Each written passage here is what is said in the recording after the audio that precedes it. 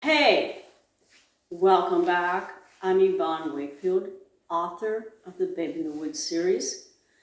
Babe in the Woods 1, which we're still going through. Babe in the Woods 2, self-portrait, and the recently released Babe in the Woods, Path of Totality. It's a good 3-book series about my life in a wilderness log cabin.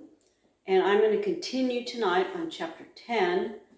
As you recall, in chapter 9, I believe I had just smashed my finger and gotten a chainsaw that fit me like a little black dress.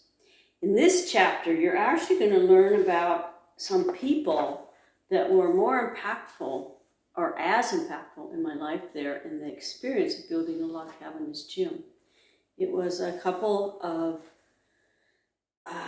people who owned a sawmill and a family of Mormons. So, chapter 10, Heartwood. With practice in Jim's tutoring, I've gotten the hang of bridging the upper, under, and back cut so the tree falls almost all of the time in the direction I calculated. Still, even with the echo is a chainsaw. I can't fell as fast as Jim, so we develop a routine. I size and mark trees with yellow surveyor's tape, preferably not too far from the building site. After Jim fells a tree, I measure it into sections with a 35-foot Stanley tape and then bucket to length. This is the easiest part. Then comes limbing, followed by skinning, but it takes almost a week before with my splinted finger. Remember that finger I bashed up in the last chapter? I can pull a draw knife without too much pain. Skinning a tree is an art. It is a reductive sculpture. One form is lost to reveal another. Draw knife, axe, and muscle are the only tools required to start this job. From the butt and bark at the thickest part, set the draw knife in at a 20-degree angle and work up along the taper. Sometimes the blade glides, but most of the times I jerk it through the thick bark, which grows thinner towards the crown, and wet strips flay off easily. Pitch sprays and oozes thick as honey when a pustule is hit. If I've limbed close to the trunk, there are few knots to negotiate, and draw knifing is smooth work. If there are knots, I have to chunk around them or hack them flat. Then I roll a log over, brace it with a branch or wood wedge, and begin again until the entire length is ivory smooth and I am pitch slicked. With more of Jim's mentoring and tutoring, I decide the cabin interior will be 18 by 24 feet with a full loft and an 8-foot porch running the longest length of the cabin. It will be supported by piers and posts, the underneath providing valuable storage area. A log cabin with these interior dimensions requires a 2-foot overhang at each notch. Allowing for taper, I cut 24-foot and 30-foot lengths. The excess can be trimmed off after a log is notched down. 2, sometimes 3 wall logs are cut from one tree, none of them old growth. Down the creek embankment, mixed among the lispy aspens, stand a dozen stately tamarack, perfect for foundation posts. One tree is tall enough to cut out 4 12-foot posts. The trees are that uniformly tall and tapered. I mark them, but Jim refuses to cut them, even one of those trees. Beauty like that doesn't come around twice, he says, and leans back to look up. I follow his gaze, squint, blink, and try to figure out what he is talking about. Leaning the way Jim does with my fingers clasped behind my back places me in a position of feeling the kind of amazement I experienced when looking at old paintings by masters. Still a bit reluctant, I agree with Jim and let them stand, despite those tamarack being so perfect for the kind of support I need. Wildflowers pop up around the sunny spot where Jim and I break for lunch late afternoon the second week of May. Only a month before, the area had been covered in snow. All of the logs I figured I need to build lie around the building site, getting more tramped down by the day. So it seemed premature to be thinking about floorboards, especially when the frost line is still thawing. Jim smooths his bread wrapping and figures out how many square feet of boards I will need for the 8-foot porch, main floor, and loft. He puts the stub in his breast pocket and hands me the penciled calculations. Might be a while before we can get around to cutting them, and they've got to get planed. Can save you some money if you plane only one side. Keep the sides you don't walk on rough. Before Jim did his figuring, I just assumed all boards arrived shiny, smooth, and clean, cut from lumber yards. Apparently not out here, where workers at one mill's sawmills cut custom orders in sheet and metal sheds and burn tailings in teepee burners. Next to the numbers, Jim wrote Tayton. He's in Prairie. Just go to his house. First one on the left-hand side you come to, into town, right across from the big mill. So why don't I just go to the big mill? Because they don't do small jobs. True to Jim's map, there's a little green house across from the big mill to Prairie City. I climb 3 rickety wooden steps. I knock, and a woman cracks open the screen door. He'll be here at noon for supper. You can wait inside if you want, replies the woman after I inquire about Dale Tayton.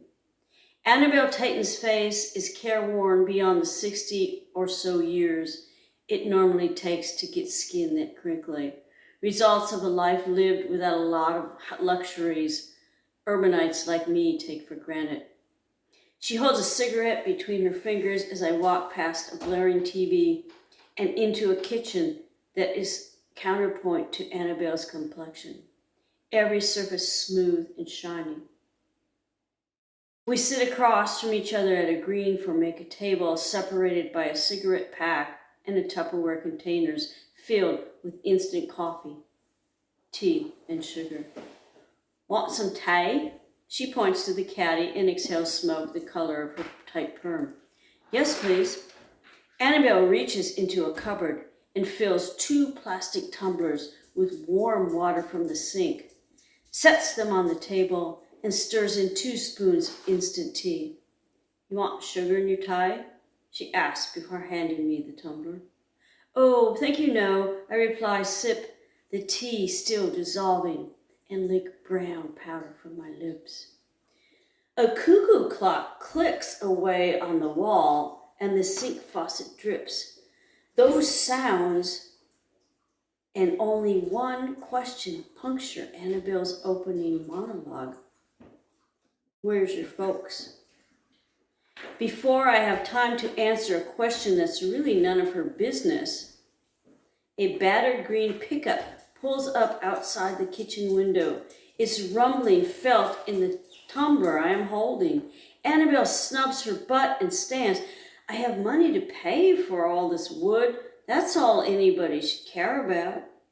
Anabell picks up an avocado green ashtray, big enough to toss salad in, and dumps it into the sink.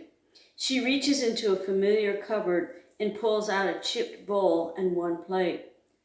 Stooped slightly over the stove, she lifts a pot lid, stirs, then plops 3 spoonfuls of something steamy into the bowl and places it on the table beside a plate with 4 slices of white bread, butter in a dish, salt and pepper shakers.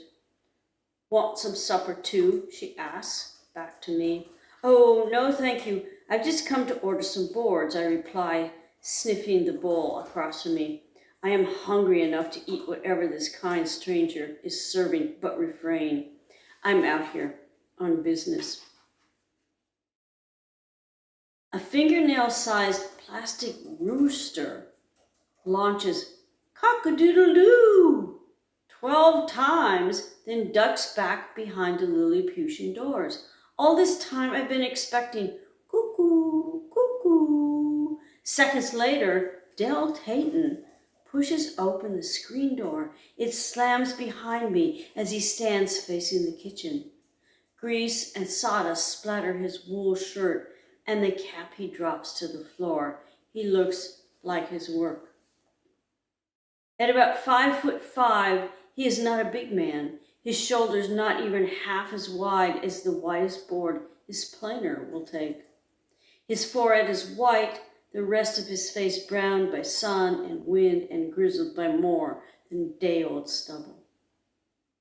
I stand to shake his hand at the same time he stirs and grabs a spoon and starts eating. Chewing with his mouth fully open, I notice he is missing back molars and the thumb on his left hand. I will learn Del Tayton is like the tamaracks Jim refused to cut.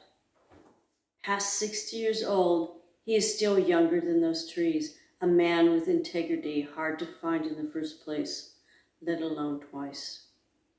He was raised in that very house in Prairie City when technically it was still just a town in which cattle outnumbered people. John Day to the west was an actual city back then, with a movie theater, flour mill, saloons, and a Chinese doctor who diagnosed pulses and prescribed opium and herbs. Over the last half-century, both places have changed, but that little house where Del grew up and then raised kids of his own was about the same. Says she wants to buy some floorboards for a log cabin she's building, Anabell says. That's so? Where? Del smears butter over the bread, gums it thoughtfully, swallows, and then gulps his water. Up Pine Creek. I'm staying in an old log cabin half-mile below my property where I'm building. That cabin painted green, the logs pointed straight up. Yes, I sip my tea. Del spoons in a beefy dollop, masticates it between his cheeks and swallows. He looks through me as if I should know the story he's about to tell. Aside from that cabin, there ain't nothing up there now but trees. He turns to Anabell and then back to me. Used to be 5, 6 places up there, Anabell. She grew up there in that cabin where you're now living. Ain't it so, Del? Said his wife. Anabell stands, takes the ashtray from the sink, and lights another cigarette. Along with my brothers and sisters, we moved up there when we was kids. She leans back against the counter, her underarms swinging like hammocks. That part you're staying now was an old add-on to another log cabin that's gone now. I wondered why boards were nailed to the east end of that cabin and figured this is where the addition was attached. How long did you live up there, I asked, knowing firsthand the decrepitness of the structure, and tried to picture that rack shack in a more gloried past. Oh, not that long. We moved away after my father died. He had appendix, didn't die from that though. Dale wipes the last piece of bread around the empty stew bowl. I'm thinking I should start talking about board feed, but Anabell is not through. She brings the ashtray to the table and sits. After he got back from the hospital, he had to stay in bed. My mom was working downtown. She cleaned for the hotel. Hotel still's there, too, just down the street from here. Dale interrupts. Anabell worked there, too, making beds and cleaning till we had too many kids to care for. Anabell returns to her story. Me and my brothers and sisters was out with a wagon and horse bringing in firewood. When we came in the cabin, he was lying on the floor, Anabell exhales. fell out of the bed. His stitches broke from the operation. My dad bled right out there. Could never scrub out that stain, even with Bon Ami. Just put a rug over it. Well, I had to go to town anyway. Just too hard for us to live up there, she said. Pine Creek, without a man to do all that work, that heavy lifting. Anabell puts a hand on her stomach. Me and my sisters, we all had hysterectomies early on because of all the work we did when we was young. I have nothing to add to this conversation that will include yet to be realized complications my own body will define. I hand Dell the slip with the number and lengths of the 2x8s and 4x8s. When you need 'em. He stares at the paper. In about a month, I lie, knowing that the floor is at least 6 to 8 weeks away from being laid. Even at this early stage, I'm learning to intercept time and cost overruns. Would you like a deposit? I reach for the checkbook in my back pocket. No. Dale folds the paper in two and tucks it in with his thumb, nub, into his shirt pocket. And I don't do deliveries. That old cabin floor is so stained, I can't tell one from the other. Rat shit, pine pitch, damp, or whatever. Every night after that first visit to the Tatons, I move my sleeping bag to a new place on that floor, just to be sure I'm not sleeping on a death spot. Throughout May, there are a few days without sleet, which warms to rain as summer grows closer. Jim and I work through downpours and drizzle. I layer 2 flannel shirts under 2 wool shirts and topped off by a wool sweater. I do not have a hat. My head, like my jeans, gets soaked. My upper body only damp. Whatever the weather, we break for lunch at noon. Jim shares his hearty bread. I add in my peanut butter and cheese to the sparse menu. Most days we huddle underneath an old-growth pine and eat fast before chill sets in. When the sun's out, we spread our simple fare down by the creek, breaking in the snow at that bend.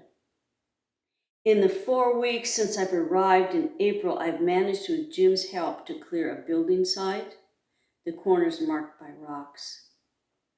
Brush piles rise and freshly peeled golden logs scatter to the mountainside like a forgotten giant game of pickup sticks.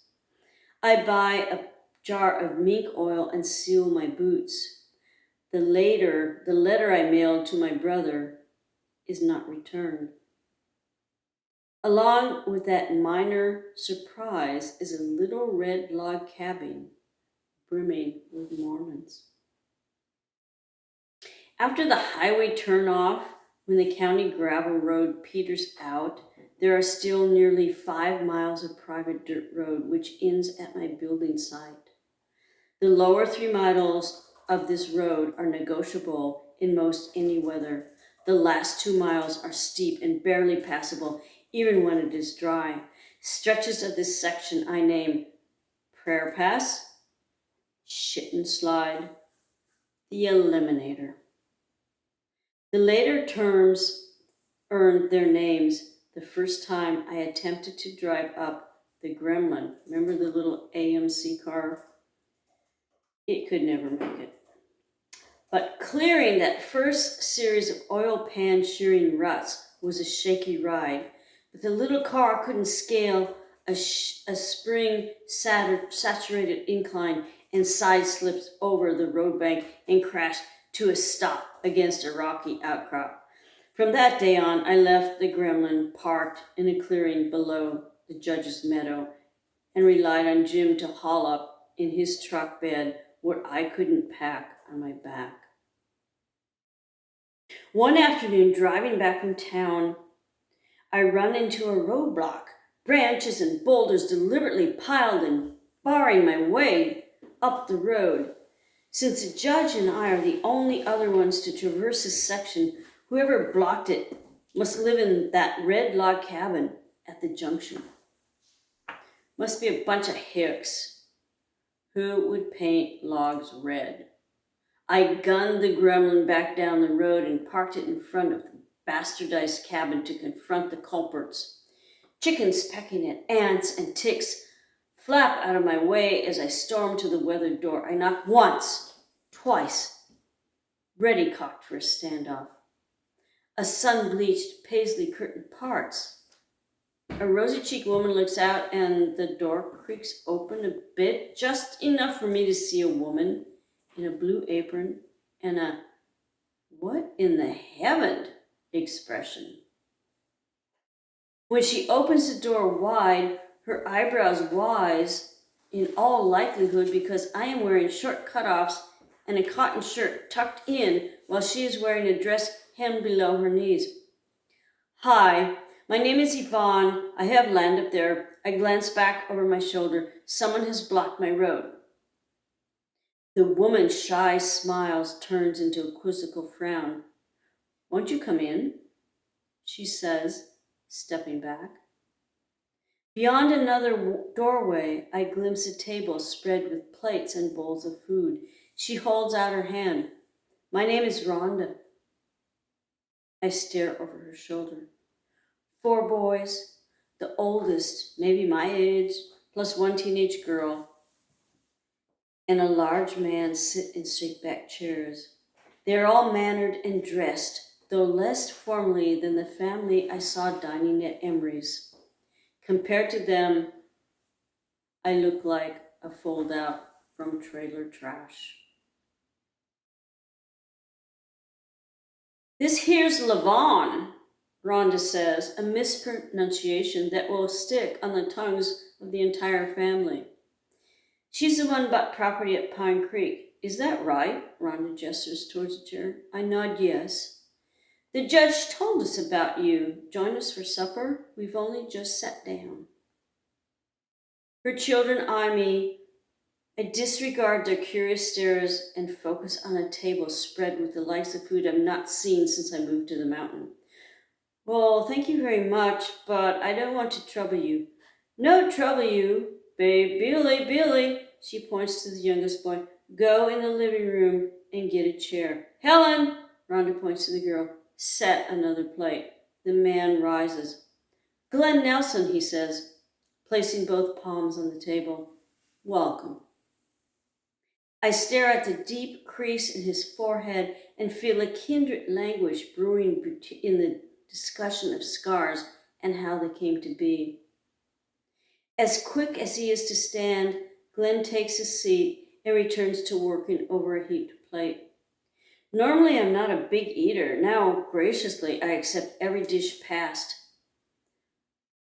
Fresh and canned vegetables, mashed potatoes, homemade bread, jam and butter. I passed on the lamb, though, which out of reverence for the bummers I've bottle fed and warmed inside my shirt to save from freezing, I will not eat. "This is Sammy.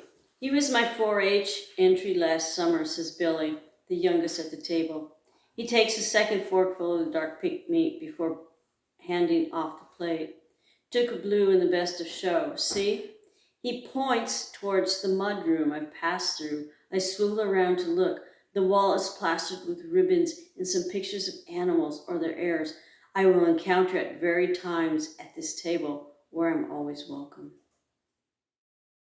After the meal concludes with homemade canned peaches and fresh cream, Glenn and the boys go outside. I stay inside with Rhonda and Helen to wash and dry dishes. When the kitchen is clean, I get into the cab with Glenn and he drives me, per my instructions, straight to the road he blocked. After a contrite, I didn't know, sorry to bother you," Glenn stares at the bramble. He explains, "Yep, this has been here since we put in the new road." He points to the boulders and branches. "You took the wrong fork." We drive back to their house. Glenn points me in the right way. Rhonda hands me a can of peaches. The wrong turn sent me in the right direction of a family, the colors of combinations of red gingham, warm paisley blue, and plain steel gray determination. colors that stock well, and have no statute of limitations. That was chapter 10. I thank you for listening. It's been a good week here. We've had some snow, lots of snow, but I encourage you to subscribe to my YouTube channel. And continue hydrating with your favorite libation. Next week, we will be on to chapter 11, but you just met 4 of the most important people besides Jim in my life at the cabin. Story continues.